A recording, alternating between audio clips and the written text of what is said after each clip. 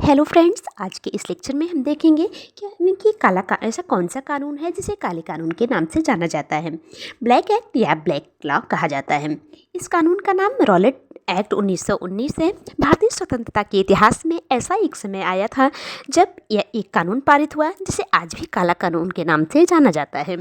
इस एक्ट के तहत न अपील के प्रावधान थे, ना ही दलील के और ना ही वकील के प्रावधान थे।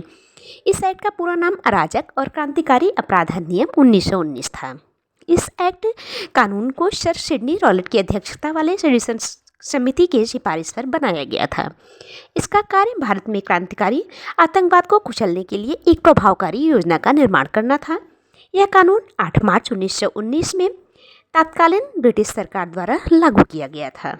इस एक्ट के तहत अपील, दलील, वकील तीनों के ही प्रावधान नहीं थे।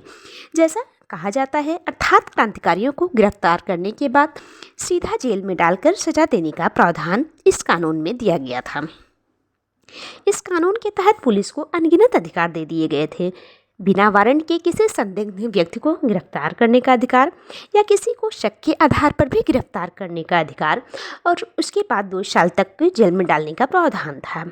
जो ट्रिब्यूनल लिया था उसमें उच्च न्यायालय के न्यायाधीश शामिल थे। इनके अनुसार सुनाया गया निर्णय अंतिम होता था। इसमें अपील के प्रावधान नहीं थे। गिरफ्तार किए गए व्यक्तियों को किसी कानूनी अधिकार चुनने का विकल्प नहीं था।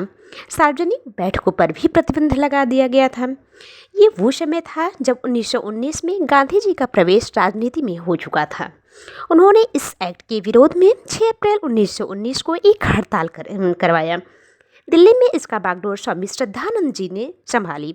वहाँ भीड़ पर गोली चलाया गया। उसमें 5 आंदोलनकारियों आहत हुए थे। रॉलेट एक्ट की आलोचना करते हुए गांधी जी ने कहा था कि यह एक काला कानून है जो भारतीयों पर थोपा जा रहा है।